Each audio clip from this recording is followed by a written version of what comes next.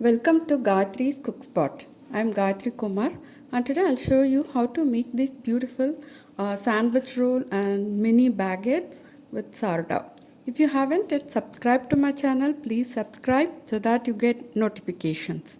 So these rolls are really good in taste and texture, and let me show you what to do. So first you need an active starter to make your dough. To make the dough, we just need very simple ingredients. I have added vital gluten to Maida to make it a bit stronger, and then added 2 teaspoons of salt to it and mix all ingredients together. So if you don't have vital wheat gluten, it's okay. You can just avoid it and just use Maida in the recipe. Now add like we need up to 400 ml of water for this. We are just adding it in batches, and then 15 milliliter of oil, and 150 grams of active starter. So this has been fed in the morning and it's at its peak when I'm adding it to the bread dough. Okay. So if you want to know more about the starter, you can check my starter video where I've shown how to make your own starter from scratch. Now mix everything together to make a really soft and slightly sticky dough. So the amount of water you can actually add if the flour needs it, otherwise you don't have to add. So it all depends upon the type of flour you're using. So I have given you the quantity of like about 400 ml. So it may take all the 400 ml or it may take only 350 ml. So it all depends upon the flour. So mix everything together, and if it needs a bit more water, just add tablespoons by tablespoons until your dough comes together. Now it's becoming tough to mix it with a wooden spoon, so I'm just using my hands to do it. We are not going to knead the dough. I'm just mixing the wet and dry ingredients, that's all.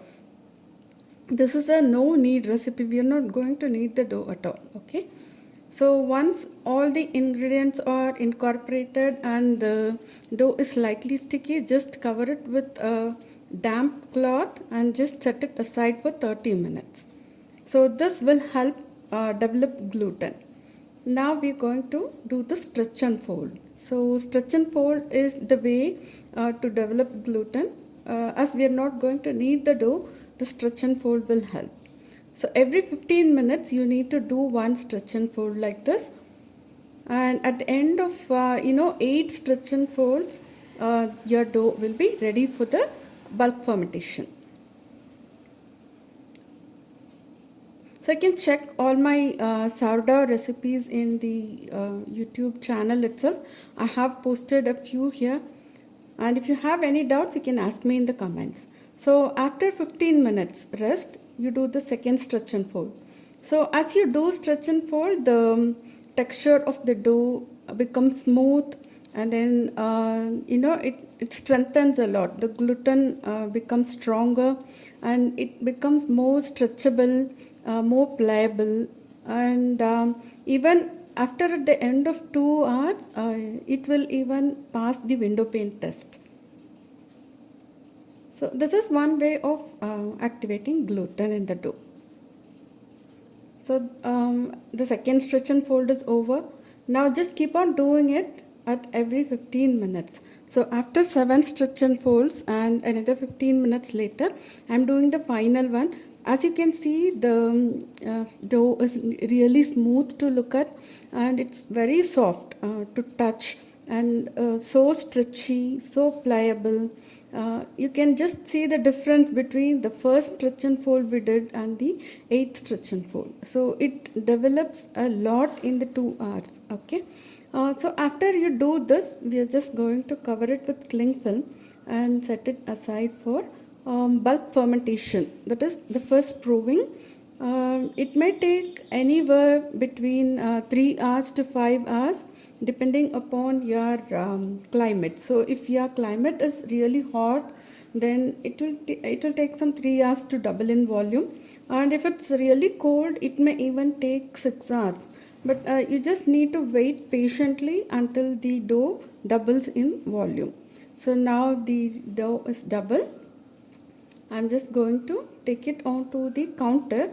So slightly dust the counter with flour and then just transfer your dough to the counter. Just be gentle while transferring. You don't want to knock all the air out of it. We are not going to punch it.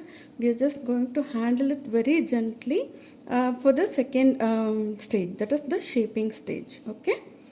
It will be slightly sticky, so what you need to do is just apply some flour to your dough scraper so that it doesn't stick with your dough. So just follow what I am doing, just handle it very gently. Do not try to flatten it or something. Don't knock out the air.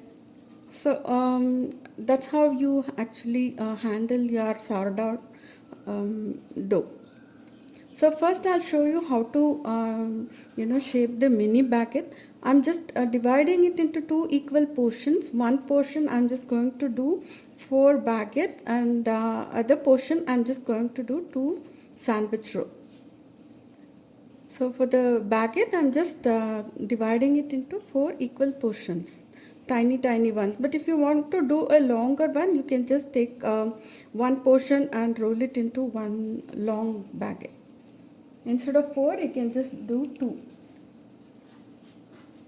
And as it's slightly sticky, just dust it with some flour while handling. It will be easier to handle then.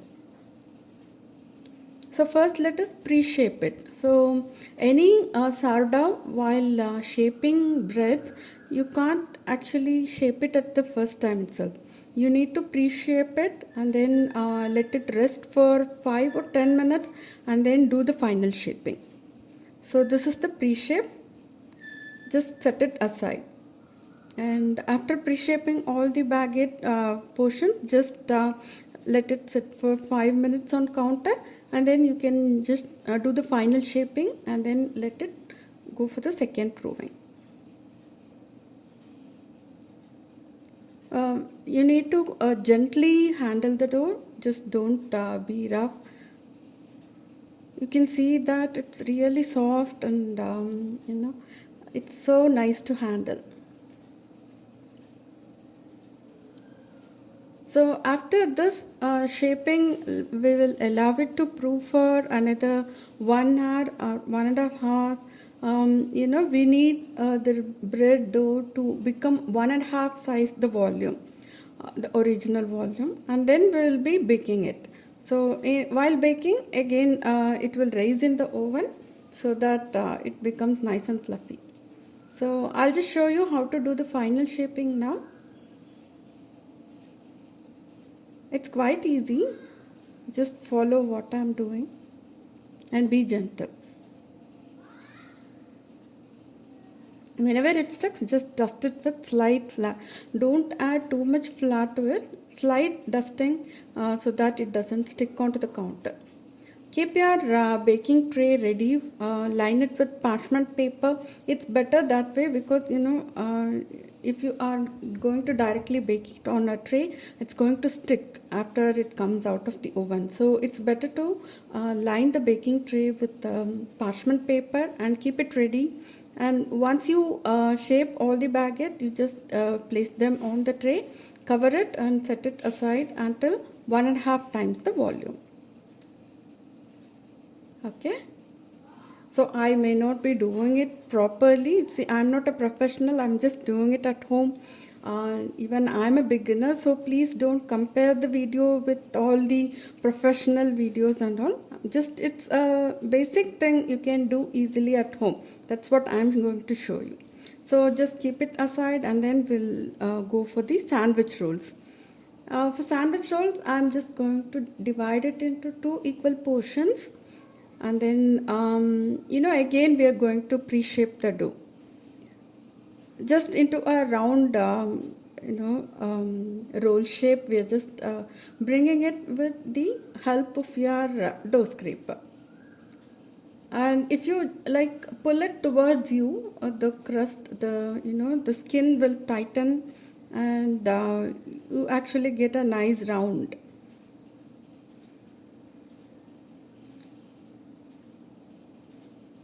And then we are going to set it aside for another 5 or 10 minutes and then do the final shaping.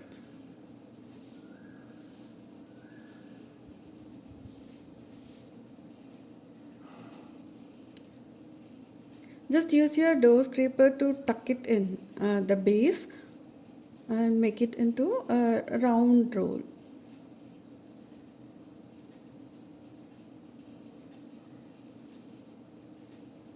You can see the skin tightening actually on the top. Okay. So after 10 minutes, again keep a tray ready lined with parchment paper. So it's actually easy to take it out of the tray without sticking. And if you have butter paper or something, not parchment, then this is again going to stick to the paper. So grease the paper nicely and then keep your dough on top.